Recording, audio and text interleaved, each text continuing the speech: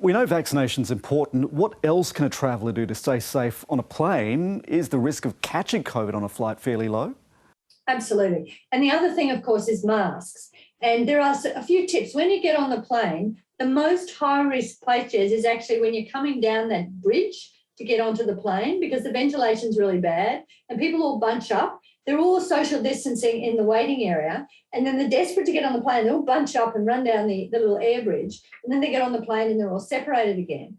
So take it easy on the air bridge is one of my advices. If you're travelling with kids, you get to go on first, but otherwise don't be in such a hurry to get on the plane. Just wait so there's plenty of space in the air bridge. Keep your mask on, and ideally you want a mask which is well fitted. I've seen so many people wearing their masks down here, or there's a big hole between the top. It's not protecting you. It's for show and nothing else.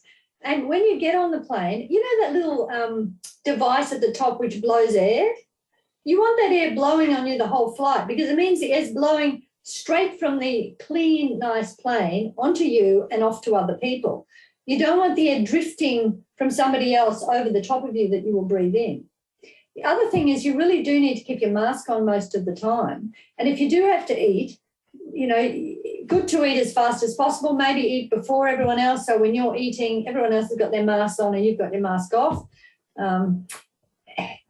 It's a long flight, and it's, of course, very difficult to keep a mask on that whole way. So find a mask that's comfortable. Test it beforehand. Most of us have had lots of practice with masks, so it's not such a big issue, but it really makes a big difference. There's a lot of studies where they've had hairdressers in a very closed environment where the hairdressers wore masks, the passengers wore, the people having the haircut wear masks. No one got the virus. It's much, much safer to be wearing masks. Now, what happens if, while travelling, you do get sick? Look, the first thing is let's make sure that as much as possible you don't. And that means get some good advice 6 weeks before you go. Even if you think the country sounds safe, make a phone call, send an email, find out from a travel medicine, someone who knows their travel medicine, if there's any particular precautions, because the things come up and down all the time.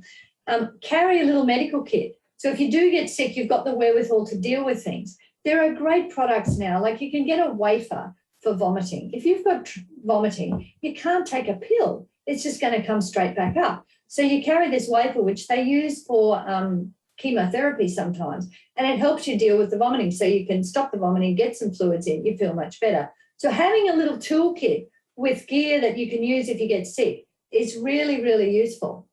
If you do get sick, of course, people will have travel insurance. And you've got to watch that travel insurance covers COVID, because some of the travel insurances are reported not to.